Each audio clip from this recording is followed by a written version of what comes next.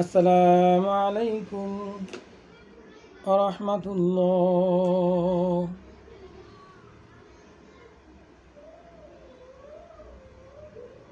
আলহামদুলিল্লাহি রাব্বিল আলামিন আর রহমানির রহিম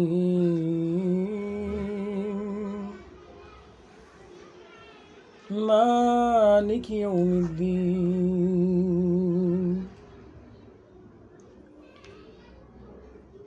মহান আল্লাহ তাআলার দরবারে লাখ কোটি শুকরিয়া যে মহান রব্বুল আলামিন দয়া করে মায়া করে অত্যন্ত ভালোবেসে রহমত দিন বরকত দিন এই দুনিয়ার বুকে এখনো পর্যন্ত বাঁচিয়ে রেখেছেন।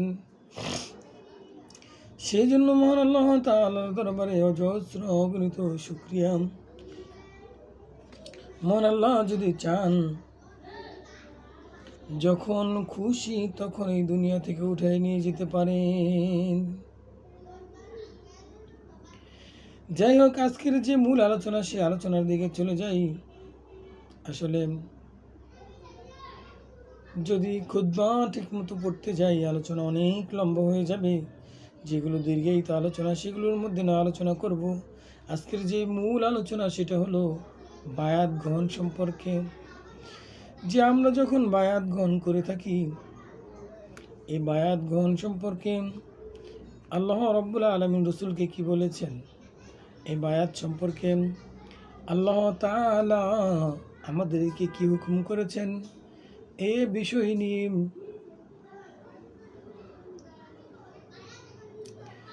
বিষয় নিয়ে আজকে সংক্ষিপ্ত আলোচনা হবে ইনশাআল্লাহ। আল্লাহ রাব্বুল আলামিন পবিত্র কালামুল্লাহ শরীফের সূরাতুত তাওবার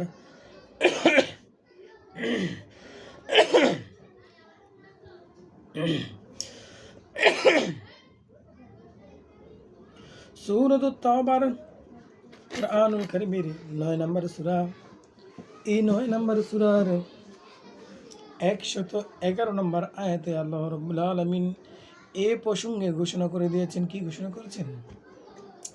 আল্লাহ রাব্বুল আলামিন বলেন, কুল ইন্না সালাতি ওয়া নুসুকি ওয়া মাহইয়ায়া ওয়া মামাতি লিল্লাহি রাব্বিল আলামিন।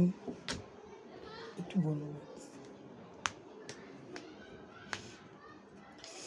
আল্লাহ রাব্বুল আলামিন এই আয়াতের ভিতর ঘোষণা করে দিয়েছেন, কুল ইন্না সালাতি ওয়া নুসুকি ওয়া মাহইয়ায়া ওয়া মামাতি লিল্লাহি রাব্বিল আলামিন।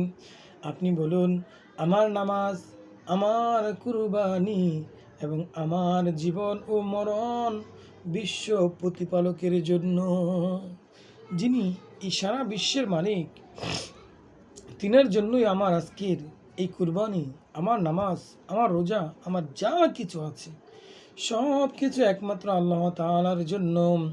আজকে এই আয়াতের ভিতরে আল্লাহ রাব্বুল আলামিন সূরাতুত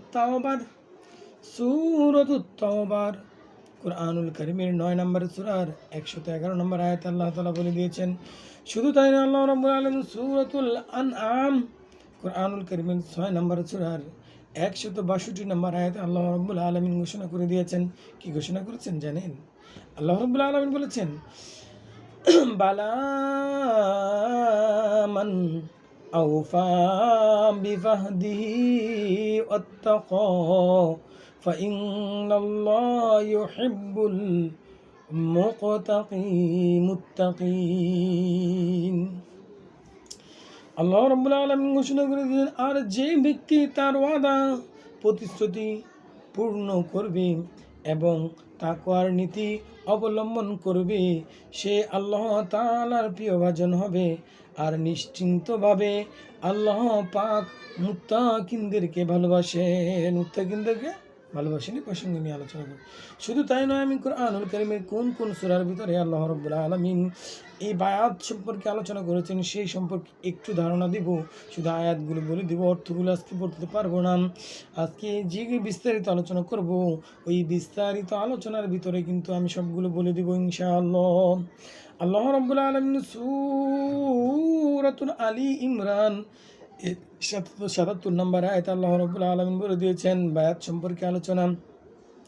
সূরাতুন নিসার ৭৪ নম্বর আয়াতে আল্লাহ রাব্বুল আলামিন কিভাবে বায়াত গ্রহণ করতে হবে, কিভাবে বায়াত গ্রহণ করতে হবে এই বিষয় নিয়ে তুলে ধরেছেন।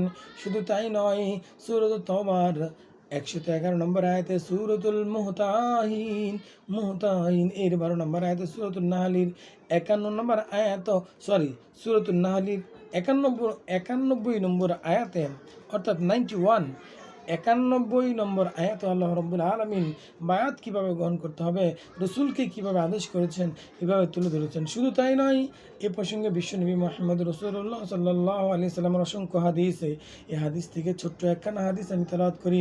হযরত আব্দুল্লাহ ইবনে ওমর বলেন, আমি রাসূল করিম সাল্লাল্লাহু আলাইহি সাল্লামকে বলতে শুনেছি, যে ব্যক্তি আনুগত্য থেকে তার হাতটা আনুগত্য থেকে, রাসূল করিম সাল্লাল্লাহু আলাইহি সাল্লাম বলেছেন যে আনুগত্য থেকে হাতকে খুলে ফেললো, কিয়ামতের দিন সে আল্লাহ তাআলার সাথে সাক্ষাৎ করবে এমনভাবে যে তার বলার কিছু থাকবে না, এমনভাবে সাক্ষাৎ করবে যে তার বলার কিছু থাকবে না। তাই আল্লাহ রাব্বুল আলামিন শুধু তাই নয়, বিশ্বনবী মুহাম্মদ রাসূলুল্লাহ সাল্লাল্লাহু আলাইহি সাল্লাম বলেছেন, আর যে ব্যক্তি বায়াতের বন্ধন ছাড়াই মারা গেল সে জাহিলিয়াতে মৃত্যুবরণ করল। এই জন্য বায়াত গ্রহণ করা অত্যন্ত জরুরি হচ্ছে। ও আমার প্রাণের ভাইরা, আল্লাহ রাব্বুল আলামিন রাসূলকে এভাবে বিভিন্ন জায়গায় হাদিস দ্বারা প্রমাণিত করে আরশাদ করে দিয়েছেন। আসলে আজকে আমি আলোচনা আর দীর্ঘায়িত করতেছি না, কারণ আজকে একটু ব্যস্ততার ভিতর রয়েছি, তাই আলোচনার সামনে দেখবেন। তবে আরেকটা ছোট্ট একটা হাদিস আলোচনা করবো ইনশাল্লাহ। আর যে হাদিসটি এখন আলোচনা, মুসলিম শরীফের ৩,৪৪১ নম্বর হাদিসটি এখন যেটা পড়লে শোনালাম এটা। আর আল্লাহ রাসূল সাল্লাল্লাহু আলাইহি সাল্লাম আরও একটি হাদিসের ভিতর কি ঘোষণা করেছে জানেন? হযরত আব্দুল্লাহ ইবনে ওমর রাদিয়াল্লাহু তাআলা আনহু থেকে বর্ণিত, তিনি বলেন, আমার রাসূল সাল্লাল্লাহু আলাইহি ওয়াসাল্লাম নিকট বায়াত গ্রহণ করতাম শ্রাবণ ও অনুগত্যের উপর, আর তিনি আমাদের সামর্থ্য অনুযায়ী উক্ত আমল করার জন্য বায়াত বলে দিয়েছেন, নসিহত করে দিয়েছেন আমাদেরকে এই আমল সম্পর্কে, এই বায়াতের উপর, এই বয়ানের উপর, এই হাদিসের উপর আমল করার জন্য রাসূল করিম সাল্লাল্লাহু আলাইহি সাল্লাম বলে দিয়েছেন, তোমাদের যার যা সামর্থ্য আছেন এই সামর্থ্য অনুসারে তোমরা আমল করতে থাকো। এই প্রসঙ্গে অর্থাৎ রাসূল করিম সাল্লাল্লাহু আলাইহি হলো বুখারী শরীফের হাদিস, বুখারী শরীফের ৬,৬৬২ নম্বর হাদিসের ভিতর এই কথা আল্লাহ রাসূল সাল্লাল্লাহু আলাইহি সাল্লাম লক্ষ্য করে দিয়েছেন। যাই হোক, বায়াত সম্পর্কে এই সংক্ষিপ্ত আলোচনা করলাম। আল্লাহ যদি তৌফিক দান করেন, এক একটা কুরআনুল কারীমের আয়াত নিয়ে এই সংক্ষিপ্ত ব্যাখ্যা, সংক্ষিপ্ত তাফসীর নিয়ে আলোচনা করব ইনশাআল্লাহ। যদি তৌফিক দান করেন, সেজন্য সাথেই থাকবেন। সাথে থাকার জন্য বিশেষভাবে অনুরোধ করা হইল, এবং এটা পৌঁছে দিবেন এই দায়িত্ব আপনাদের উপর আমি অর্পণ করে গেলাম। সকলের ইহলৌকিক সকল ধরনের মঙ্গল এবং পরকালীন সকল ধরনের মঙ্গল কামনা করে আমি আজকের এই আলোচনা থেকে বিদায় নিচ্ছি। আসসালামু আলাইকুম ওয়া রাহমাতুল্লাহি ওয়া বারাকাতুহু।